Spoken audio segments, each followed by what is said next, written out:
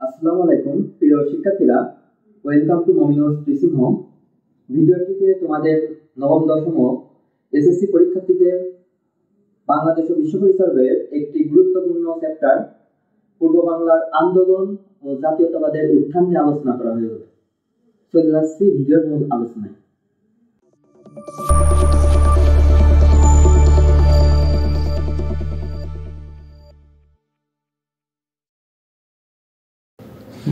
এই ভিডিওটিতে পরিচ্ছেদ 1.1 বাঙালি জাতীয়তাবাদের বিকাশে ভাষা আন্দোলন সম্পর্কে আলোচনা করা হবে। তো চলে যাচ্ছি ভিডিওর মূল অংশে। তো বাঙালি জাতীয়তাবাদের বিকাশে ভাষা আন্দোলনের প্রথমে আমাদের ভাষা আন্দোলনের যে পটভূমি আছে সেটা সম্পর্কে জানতে হবে। মূলত পাকিস্তান সৃষ্টির আগে এই রাষ্ট্রের ভাষা কি হবে তা নিয়ে বিতর্ক শুরু হয়। মূলত পাকিস্তান যে রাষ্ট্রটা আছে এই রাষ্ট্র সৃষ্টির আগে থেকেই মূলত ভাষাকে নিয়ে একটা দ্বন্দ্ব সংঘাত শুরু হয়। 1937 সালে মোহাম্মদ আলী জিন্নাহ মুসলিম লীগের দাপ্তরিক ভাষা উর্দু করার প্রস্তাব করলে বাঙালি নেতা শেরেবাংলা এ.কে. ফজলুল হক এর বিরোধিতা করেন। 1937 সালে মোহাম্মদ আলী জিন্নাহ মুসলিম লীগের দাপ্তরিক ভাষা যে প্রধান যে ভাষা সেটা উর্দু করার জন্য উর্দুর প্রস্তাব করলে বাঙালির নেতা শেরেবাংলা এ.কে. ফজলুল হক এর বিরোধিতা করেন। 1947 সালে এপ্রিল মাসে পাকিস্তান নামক একটি রাষ্ট্রের প্রতিষ্ঠা যখন প্রায় নিশ্চিত হয়ে যায় তখনই বিতর্কটি শুরু হয়। 1947 সালের 17 মে চৌধুরী খলিকুজ্জামান এবং জুলাই মাসে আলিগড় বিশ্ববিদ্যালয়ের উপাচার্য ডক্টর জিয়াউদ্দিন আহমদ উর্দুকে পাকিস্তানের রাষ্ট্রভাষা করার প্রস্তাব দেন।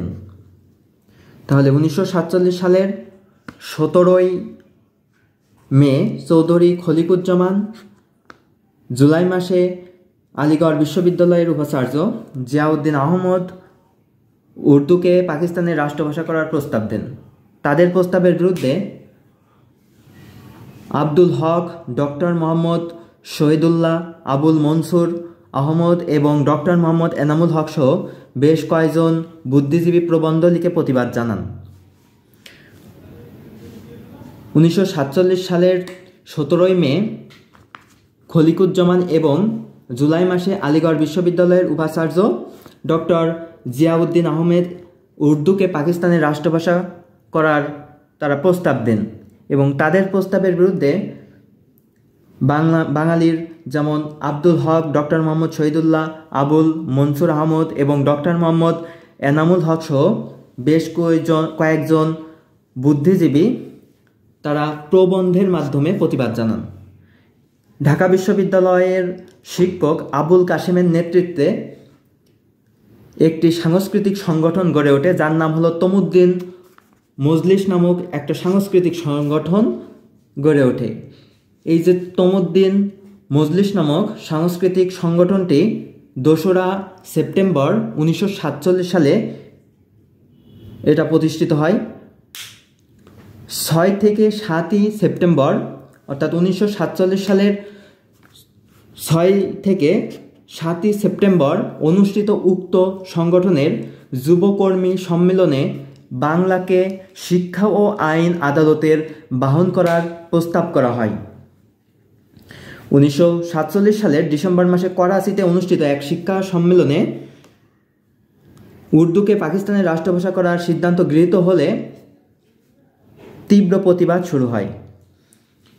অর্থাৎ 1947 সালের 6 থেকে 7 সেপ্টেম্বরে একটা অনুষ্ঠান অনুষ্ঠিত হয়, একটা সংগঠনের অনুষ্ঠান, সেটি হলো যুবকর্মী সম্মেলন এবং সেই সম্মেলনে বাংলাকে আইন এবং শিক্ষার বাহন করার প্রস্তাব গ্রহণ করা হয়। 1947 সালের ডিসেম্বর মাসে করাচিতে অনুষ্ঠিত এক শিক্ষা সম্মেলনে উর্দুকে পাকিস্তানে রাষ্ট্রভাষা করার সিদ্ধান্ত গৃহীত হলে পূর্ব বাংলায় তীব্র প্রতিবাদ শুরু হয়। বাংলাকে রাষ্ট্রভাষা করার দাবি নিয়ে অনেক লেখালেখি শুরু হয় ডিসেম্বর মাসেই, এবং 1947-এর ডিসেম্বর মাসেই রাষ্ট্রভাষা সংগ্রাম পরিষদ গঠিত হয়। ঢাকা বিশ্ববিদ্যালয়, সচিবালয় সহ বিভিন্ন প্রতিষ্ঠানে মিছিল, সভা সমাবেশ অনুষ্ঠিত হয়। পাকিস্তান সরকার 144 ধারা জারি সহ সভা সমাবেশ নিষিদ্ধ ঘোষণা করে। মূলত 144 ধারা সহ সভা সমাবেশ নিষিদ্ধ করে কী কারণে?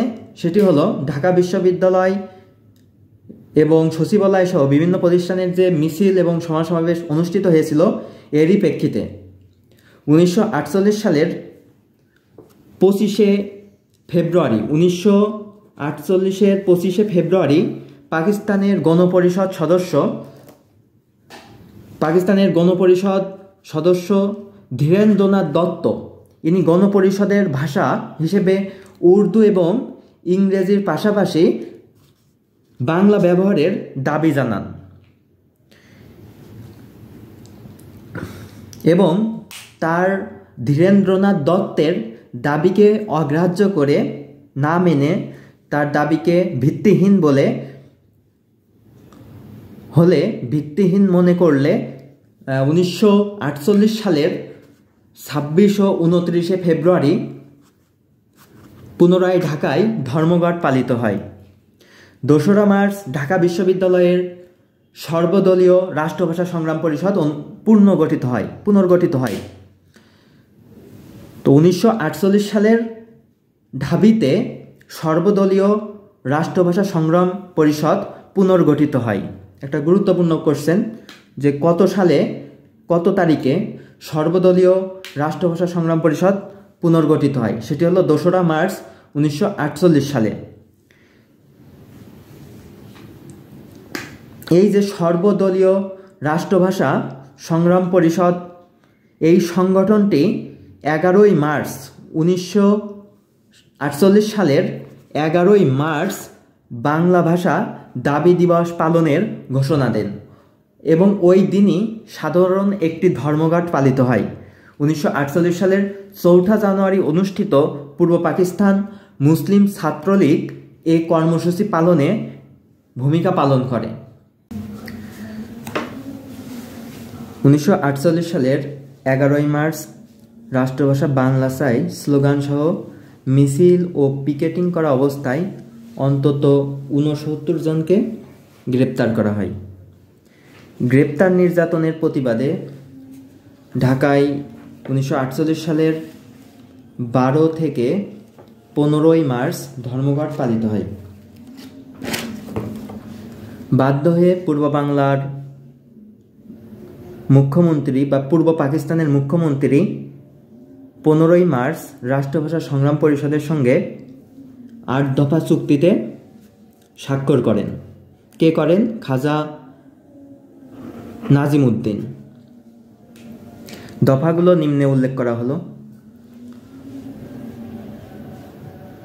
বাংলা ভাষার প্রশ্নে গ্রেপ্তারকৃত সকলকে অবিলম্বে মুক্তি দান করা হবে। অর্থাৎ পূর্ব পাকিস্তানের মুখ্যমন্ত্রী খাজা নাজিমউদ্দিন 15ই মার্চ রাষ্ট্রভাষা সংগ্রাম পরিষদের সঙ্গে যে 8 দফা চুক্তিতে স্বাক্ষর করেন, সেই যে 8 দফা, ওই দফাগুলো সম্পর্কে এখন আমরা জানব। দফাগুলো হলো যে বাংলা ভাষার প্রশ্নে যাদেরকে গ্রেপ্তার করা হয়েছিল তাদেরকে তাৎক্ষণিকভাবে মুক্তি দিতে হবে। দ্বিতীয় দফা হলো পুলিশি অত্যাচারের বিষয়ে প্রধানমন্ত্রী স্বয়ং তদন্ত করে একটি বিবৃতি প্রদান করবে।